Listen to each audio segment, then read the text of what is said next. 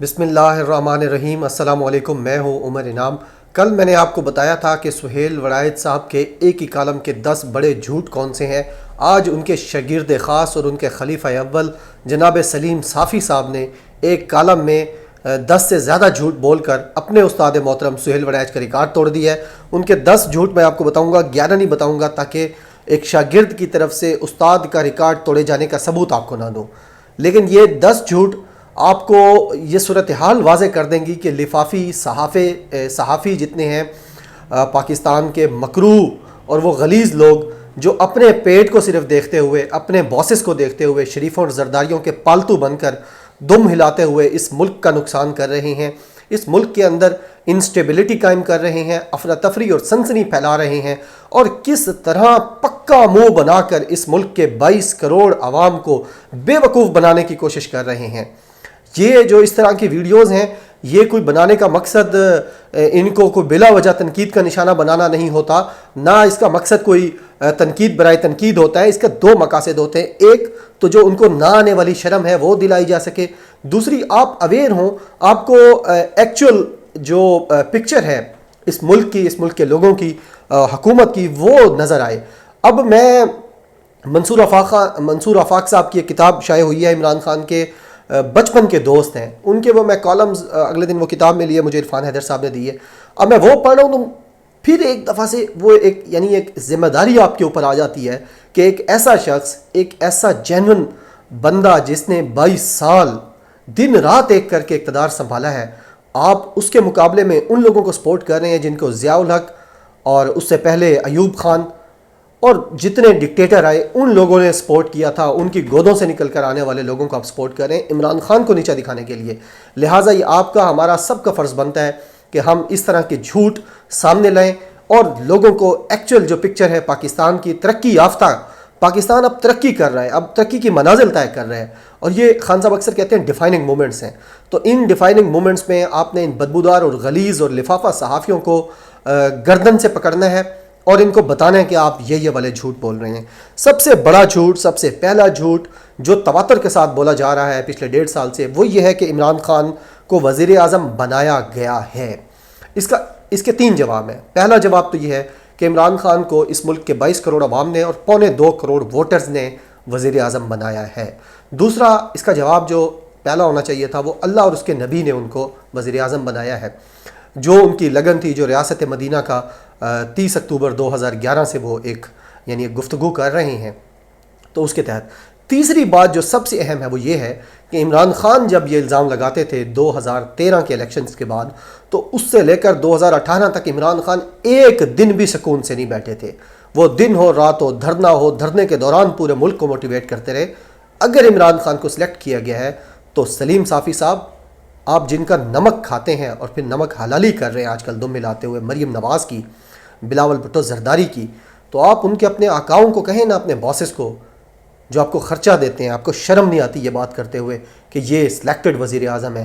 Selected تو وہ تھے جن کے بارے میں آپ کے گرو حامد میر نے ٹی وی پر بیٹھ کے کہا تھا کہ 15 لوگوں کو، 15 آزاد کینڈیڈیٹس کو، آزاد انڈیپینڈنٹ جو جیتے تھے ایم این ایز، ان کو نون لیگ جوائن کروانے کے لیے اور نواز شریف کی حکومت بنانے کے لیے جنرل کیانی نے اس وقت فون کیے تھے۔ آپ شرم تو آپ کو آنی چاہیے، اور آپ الزام لگا رہے ہیں عمران خان پر۔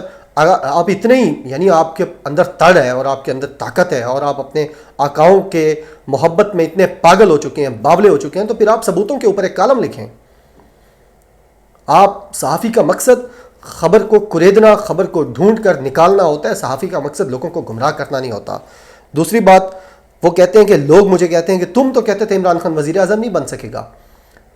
اب عمران خان وزیر اعظم بن چکے ہیں، ابھی بھی وہ کہتے ہیں نا ایک پونچھ ہوتی ہے، اس کی طرح وہ کبھی سیدھی نہیں ہوتی۔ تو سلیم صافی بھی اب مرتے دم تک سیدھا نہیں ہو سکے گا، کیونکہ جب ان کی نرسری جس سے یہ صحافت سیکھ رہے تھے، اس وقت یہ جن کی گود میں بیٹھے تھے، وہ ان کو اب کبھی سیدھا نہیں ہونے دیں گے۔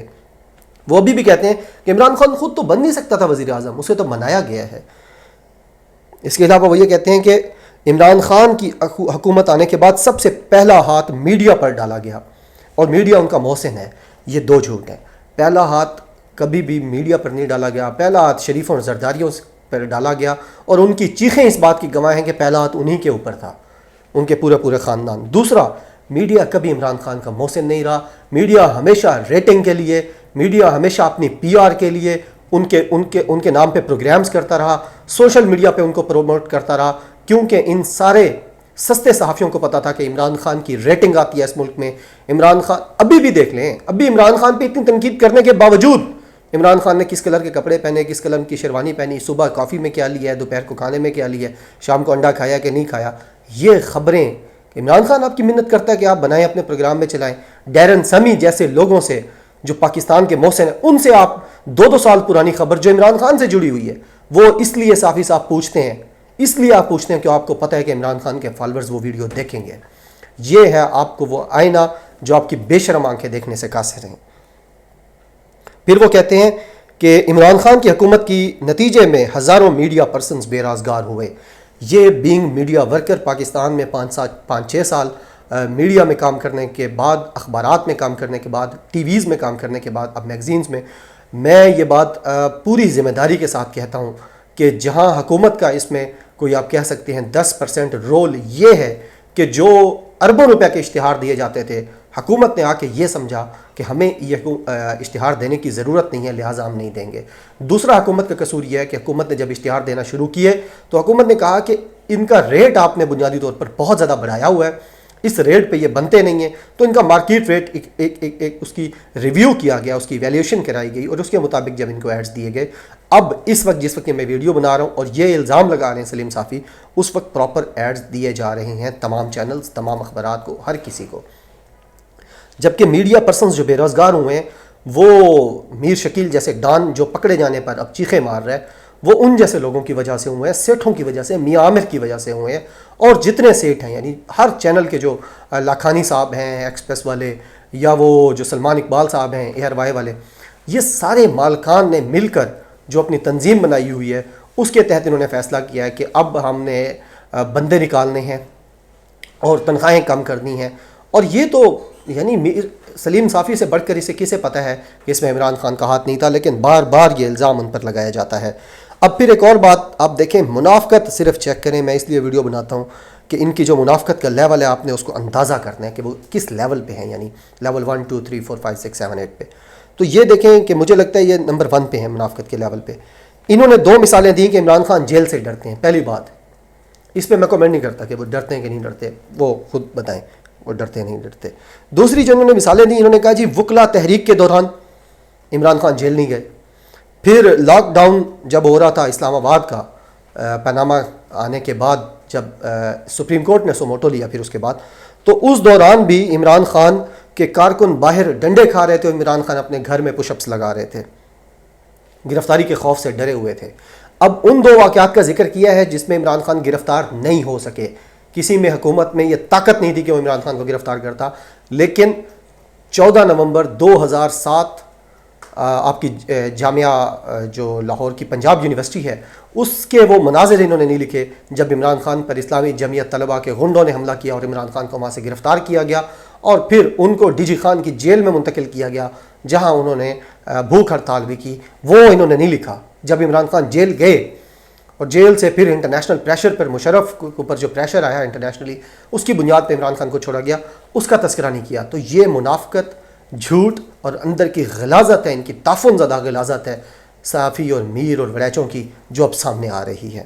وڑیچ سے مراد سہیل وڑیچ صاحب ہیں، ادروائز وڑیچ میرے بہت اچھے دوست بھی ہیں. پھر ایک اور جو ان کا جھوٹ ہے وہ یہ ہے کہ شاہد خاقان عباسی کی طرح میڈیا والے بہادر ہیں جو شاہد خاقان عباسی کی طرح جیل جانے کے لیے تیار ہیں. میں تو حیران ہوتا ہوں کہ ایک شخص بیک وقت ایک ہی سیٹنگ میں جب وہ ایک کالم لکھ رہا ہوتا ہے اتنے جھوٹ کیسے بول سکتا ہے. یعنی دنیا میں آپ کو ایسی مثالیں نہیں ملیں گی. اب صافی صاحب یہ کہتے ہیں کہ جی شاہد خاقان عباسی جیل جانے کے لیے تیار تھا، خوشی سے جیل گیا ہے. میرے بھائی اگر وہ اتنا ہی خوش تھا، اتنا ہی وہ سستا اور مری کا چے گویرا بننا چاہتا تھا جہاں سے وہ ہارتا رہا اور پھر لاہور سے جا کے لڑا ہے. صداقت عباسی کو یہ بھی کریڈٹ جاتا ہے کہ انہوں نے اس فرعون کا ماتھا نیچے ٹکایا ہے، ناک رگڑوایا ہے اس کا مری کی سرزمین پر. تو یہ کہتے ہیں کہ جی شاہد خاقان عباسی جیل جانا چاہتے تھے، بڑے خوش تھے، بڑی خوشی سے جیل گئے تھے. میرے بھائی اگر جیل گئے تھے تو پھر ضمانت نہ لیتے، ضمانت کی درخواست نہ دیتے.